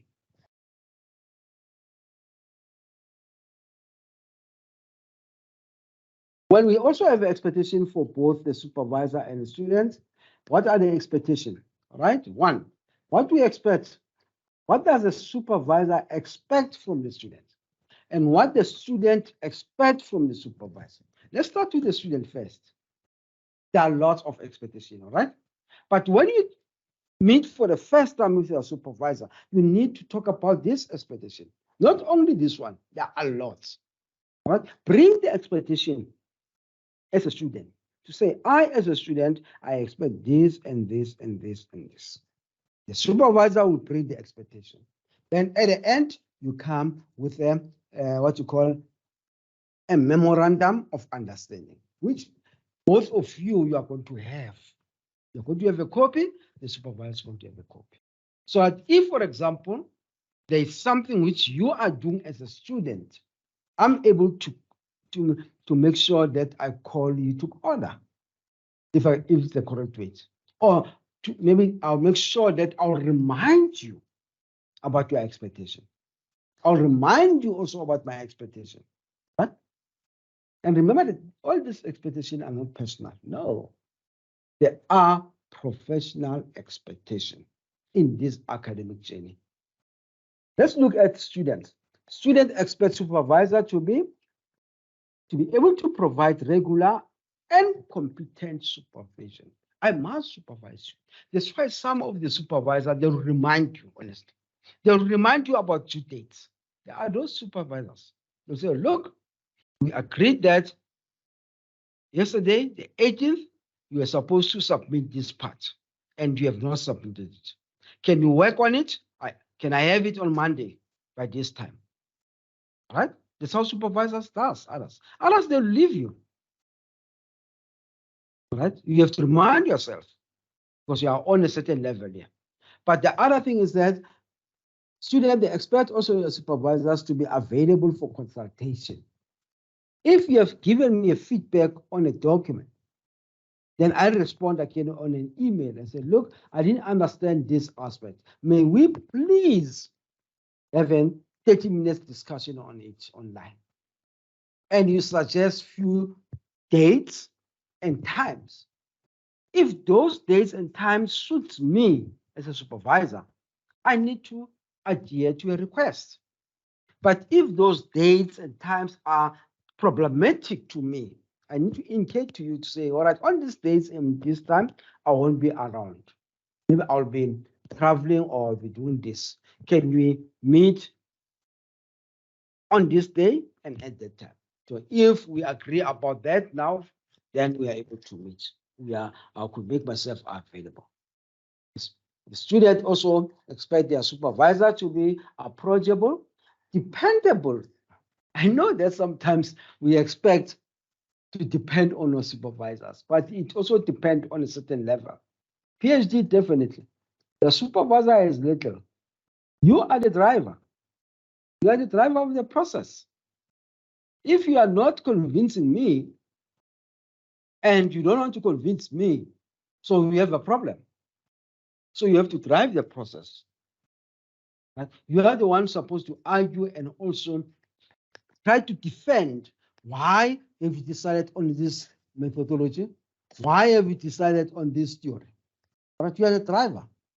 But at Masters, we are trying also to guide you there and there. All right. Also, students, they expect the supervisor to act like business managers. You expect them to be results oriented. Right? The other one, motivation should be there from the supervisors. Yes, as a supervisor, sometimes I need to motivate you, but not all the supervisor will motivate you. But if I feel that my student now, I think my student is losing it now, right? I gave feedback, then I get response, I get almost similar thing. I need to make sure that I encourage you, right? And the first thing which I normally do with my students most of the time, I just call a meeting. I think now we have been online for a long time. Can we meet now?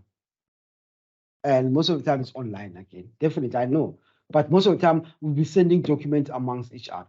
Can we meet online? Can we meet online? We show our cameras, then we discuss. Sometimes it elevates that loneliness. But then I'm able to pick where you are. I may ask you about some challenges which are more personal, but with the intention of saying those challenges are going to assist you to progress in a right way. So that if there's any intervention which I can suggest those interventions, especially we have different units within the institution who can assist. So I, as a supervisor, I must also be able to pick up that. All right. I think that the last one I've said, to assist in coordination of the various research activities. If, for example, there is a colloquium or a symposium and you are supposed to present as a student, I must be there to support you. For example, you may find that you are not even sure on how you're supposed to develop your PowerPoint presentation. Then I will say to you, on your PowerPoint presentation, cover this aspect and that aspect and send to me within this day so that I can look at your presentation. Then I'm able to assist you there and there. If I also need you to rehearse the presentation with me, I can also ask you to do that before the colloquium, right? So that I make sure that you build that confidence. But there are some of the expectations the supervisor has from the student. We also expect something from you. You need to be innovative. You must be creative. You must also be resource oriented. All right. So there are a lot of things we expect from you guys. Work focused. In other words, someone, when I spoke about the gratitudes, one student or two students indicated dedication.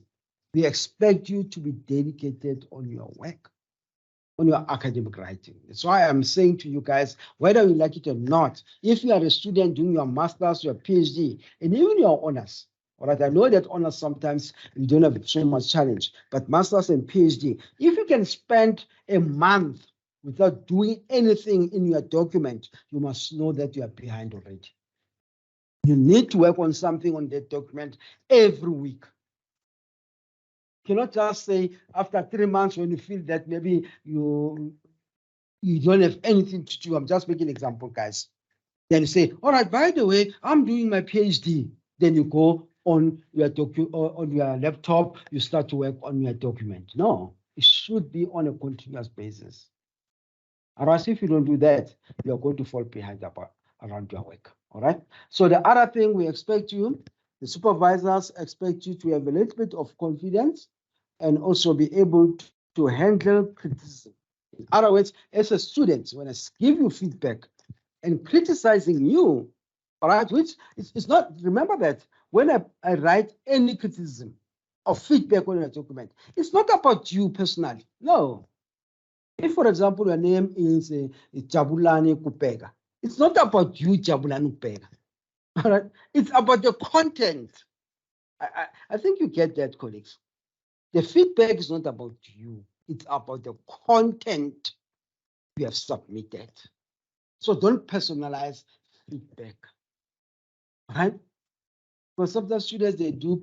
You remember at primary school, I'm not sure if it happens at university and also at high school, but primary, you know, sometimes when a learner, out of 10 marks, a person got 8 marks, we used to show each amongst ourselves, is it? And a person will jump and do all those things. And imagine someone got 1 out of 10. How does that one who obtained 1 out of 10 feels if you obtain 8 out of 10? You're so happy. They're one side. So the same thing here. It's not about to say, when I read this feedback, it talks about me, welcome. No, it's the content. If you can just say, definitely it's the content. So I must work on the content. You are not working on yourself, you're working on the content. Then you'll accept every feedback in a positive way. Colleagues, we all get feedback. I also get feedback. I submit sometimes manuscripts. And some of the peer reviewers, they'll tell this manuscript, there's nothing in this manuscript. With my PhD, by the way. Others, they'll say, all right, in this manuscript, correct this and this and this and this. Then the publisher will say, unfortunately, you are not going to publish your manuscript. But what I like about that peer review process, the peer reviewers, they've given me feedback. What does it say? I'm not personalizing it. I'll say, welcome, work on the feedback. And I refine it and I work on the feedback. Then I'll submit it to another publication. It could happen again for the second time. That second publication does not publish my work. It's fine. But as long as I got feedback and I believe in this type of a work, then I do it for the third time, then I forward it to the third publication. Definitely it's going to be published. Because at the same time, what all these processes, it takes a little bit time, but we need to have persistence and resilience. If I'm saying to you, definitely there's a gap on this aspect, and that gap is going to be there, and people are going to read about that gap. But if you get first feedback, then give up. It means you're not going to complete your journey. It's almost like a person who having, let's say, for example, an undergraduate degree, BCom, whatever qualification you have. You go to the first interview. Panel of 5, they grill you. All right? They grill you. You never went to any interview. Maybe you went to interview when you're still at the university, maybe as a tutor or whatever. Now it's a work environment. They grill you. Then from there, when you are alone in your room, you cry and cry. and no one's going to be able to console you, by the way. I can come and say, no, don't worry, things will be fine. But it's not enough. So what you say as a person, as a candidate, you start to say, there are not jobs available. You end up not going for the next interview.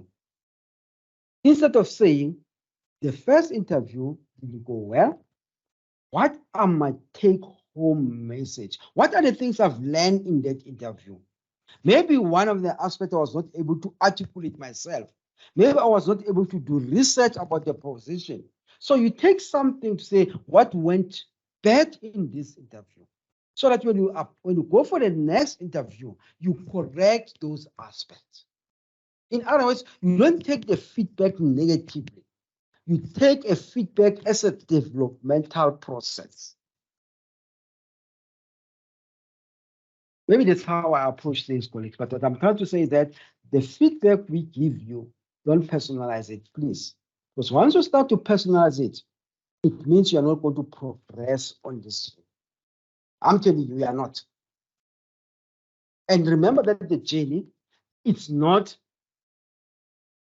a competition. We may start our masters this year, all of us, but sometimes you're not going to complete at the same rate because you're doing on different topics, by the way. So we should not say to ourselves, I think so and so, or this group of my peers, we started together, but I'm still working on this section. No. Take your section as you are progressing, because our challenges are not the same. All right. Maybe a topic is easy to be researched on. Maybe someone's topic is difficult. Maybe you brought something which is unique in the topic. Maybe you're bringing a certain theory which few people are familiar with. And even the supervisor is not even aware about that theory. And that theory wants you to research more and to be able to articulate it more than the others. And also find that you are writing, it delays a little bit. It's fine. You need to come with something which is unique. The last point, I think it's fine. You must be excited about your research, your project. If you are not excited, let me tell you guys, if you are not excited about your honors now, the group research project you are working on, definitely you are not going to make it. You as a student, we expect you to be excited. We expect you to be excited with your master's, with your PhD. You must show that excitement. All right? If I ask you how far with your writing, you must show me excitement. And I'm talking from experience. There are students in our working environment. Someone is doing a PhD, someone a master's. When you ask them how far with your master's, people they start to change. And you can see there is no excitement. All right? Not to say we are checking with intention to say, okay, maybe I can give a little bit of motivation here. All right, just to bring some experience there and there. And others, you know what they normally do most of the time? They even avoid you.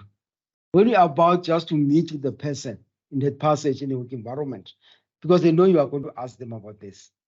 And sometimes you are not going to ask about that aspect on the day, but the person will avoid you and change direction. But let us be as excited about our work, all right? And I'm hoping that most of you are. Okay. As we are approaching to the end, I want us to look at some of these grievances or complaints or concern, especially, unfortunately, guys, I'm projecting it from the students' view. We also have them also. I do, colleagues, I do. Sometimes I get frustrated with my students' writing. You know, there are times I feel like if I was given an opportunity just to put my student in one room and share academic writing. That's academic writing only. How to argue, how to do all these things. Not online, but giving feedback in a room, you know, the previous learning environment you used to have before COVID. I feel like that sometimes. But unfortunately, I can't do it with some of the commitments. But these are some of the grievances which sometimes we do as students. I'm from there also. All right. What are those complaints? For example, we always say the supervisor does not listen to me. Or the supervisor does not have an ear. Right? We get that. You feel that sometimes as a student, is it? Sometimes you feel that the supervisor confuses you. No, I'm getting confused now. And all find that you are not confused. It's because the supervisor is asking questions. Remember that in the different level of our writing, let's take masters, let's take honors, let's take PhD. These writings levels are not the same. You are masters. Those of you who are doing a masters and you are honors. We focus more on the what. All right. That's why I talk about what is the theory. If I use a theory of, let's say, for example, I use a theory of, which theory I can come with now? Maslow theory of hierarchy, right? Then what I'll do in masters, I'll describe them and do all of this thing, what the theory is all about, and all of this. Is it? But when I go to PhD, the writing is different now. A little bit of what? Little bit. Maybe a percent. All right?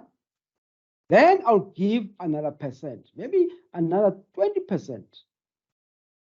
Right? On what? They say on how. Then another maybe 70% on how. In other words, that level of writing is focused on the last question. Right? The why and the how. Why have I chosen this? Why have I chosen this theory? And how am I applying this theory in my research? Can you see now? That's why I'm saying the writing also, it depends on the level of the study. And sometimes you complain to say the supervisor always wants me to rewrite chapters. I know that. You send me chapter 2, I read it, I give feedback. You send it for the second time, I read it. You send it, I give feedback. You send it for the third time, I read it. Then I say, for the fourth time, don't send it, but we need to correct this and this. In other words, you've sent one chapter at least 3 times. You complain about that. But if you can compare the first submission on this chapter with the last submission, you can see a huge difference. All right? That's why I always say to my students, let us not quantify these things. How many times have I sent a chapter? No. What's important is how coherent is the chapter. That's what's important at the end. Okay? Now you can add the list there. You can add a lot of grievances. If you want to put some of those grievances on the chart, you can just put them on the chart. What are other complaints or concerns you have with the supervisor or supervisors? Or what students' complaints do they have with the supervisors? We can just put them on the chart. Okay. Managing relationship also is more important. We need to have a regular meetings. All right. In other words, sometimes we feel that as we are sending the document to each other, you send the document, I give feedback, you correct, and so on. Sometimes we need to meet. All right. We need to organize an online meeting on Teams, and we meet. Because sometimes when I read the document on what you have indicated to me, it's not the same, like, for example, if we meet online and we talk over that aspect. So we need to have those regular meetings. Communication also, we need to communicate in various ways, all right? And also, meetings should also be a two-way meetings. Sometimes I'll say, I want us to have a meeting on Teams. What do you want us to talk about? You need to define the agenda. Not always the agenda must be defined by the supervisor. No, you as a student can also define the agenda. I need to give you that opportunity as a supervisor, right? But the best way of managing this relationship should demonstrate a better maturity. You need to mature, all right? we need also to look at the end goal of the process. There must be honesty, there must be respect. We've spoken about that. Articulation. You must be able to say what you mean clearly and explicitly. Right? That's why we say your writing should be clear. It needs to be explicit. I must be able to understand it. Okay, there's something on the chart quickly.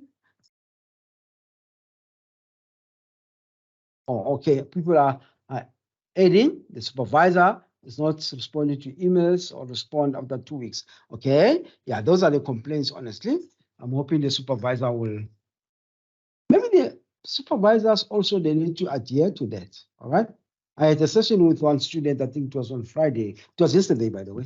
The student said to me, now I've been sending emails to my supervisor, and the supervisors, in fact, not the supervisor, the lecturer, basically.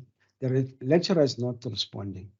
But I send the same email to my tutor, but the tutor always responds. So it's a problem, eh? But yeah, let's hope. I don't know how to address it. But yeah, there are proper or smooth sailing in supervision. How to ensure that there is proper and smooth sailing in supervision. Students need to take deadlines seriously. We've spoken about deadlines.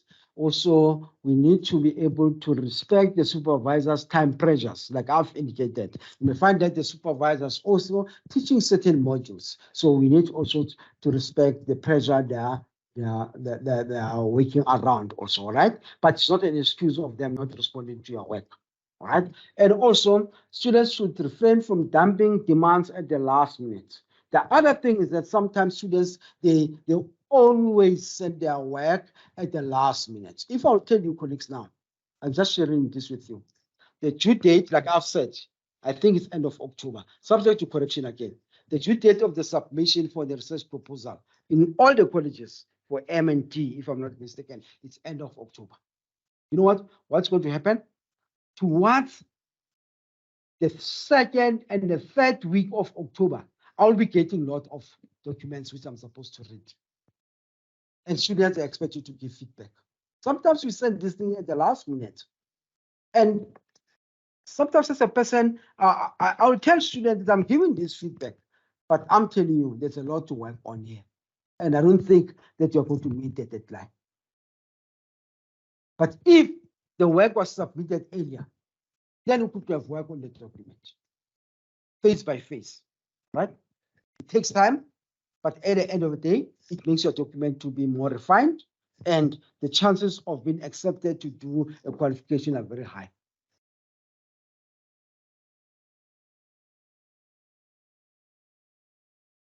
Okay, I think the other point is more important.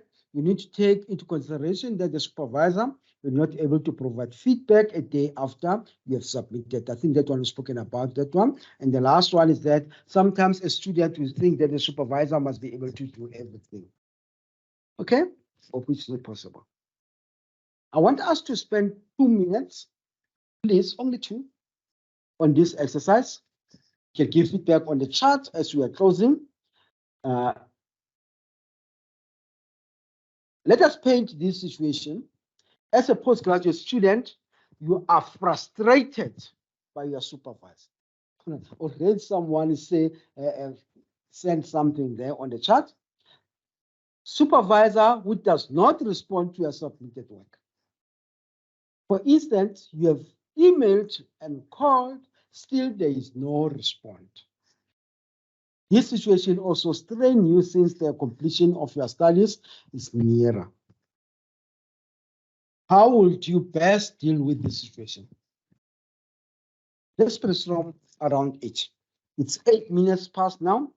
Let's give it a minute quickly and put your response in the chat around that. If you want to raise your hand, you can also raise your hand.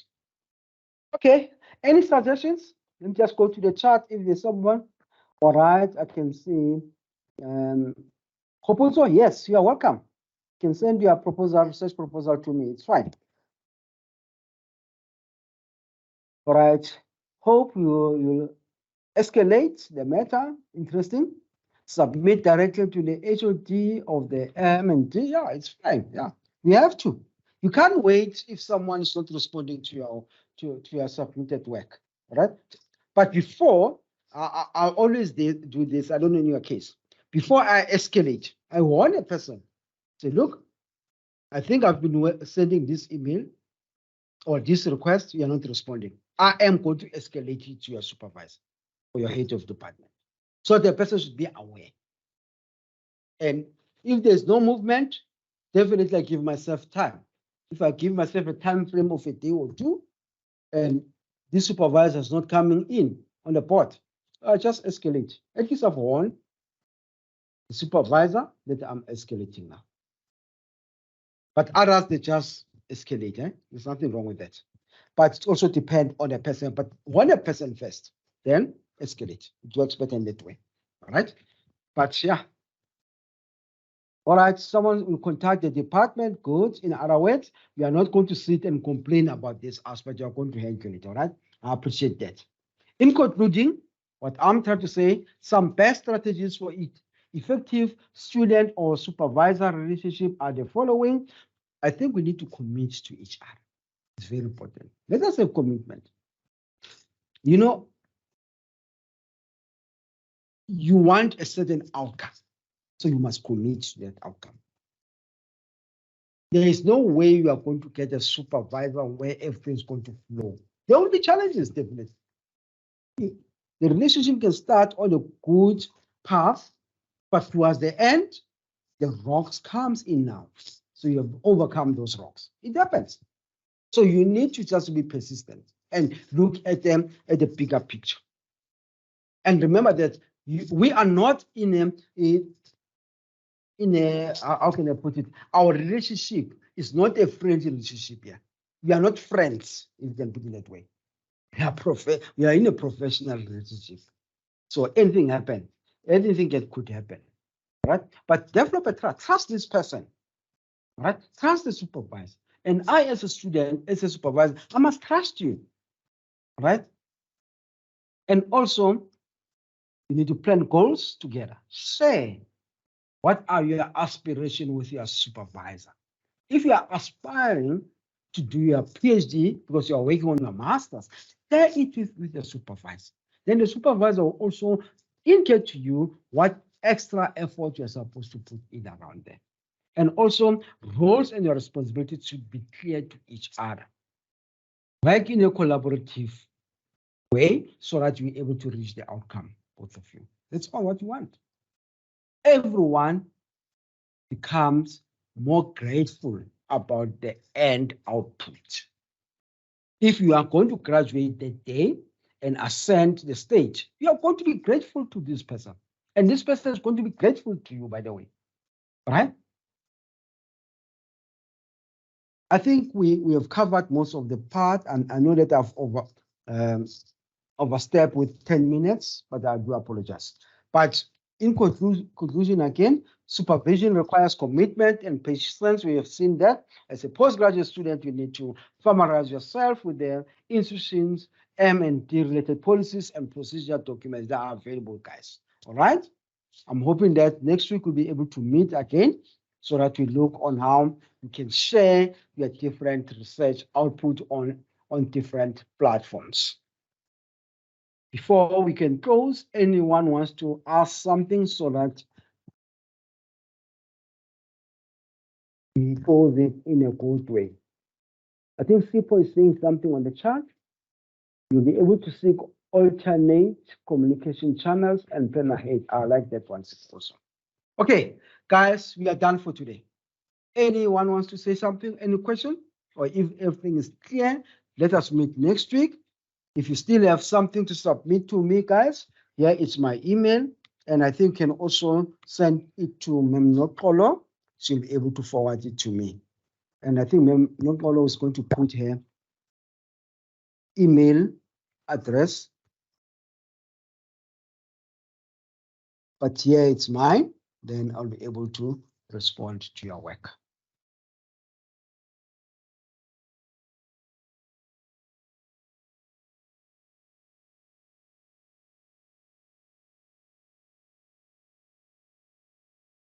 Thanks, Memlikolo. I think, colleagues, we are at the end of the session, and thanks for attending the session. All the best with the week ahead and enjoy your academic writing. Thank you.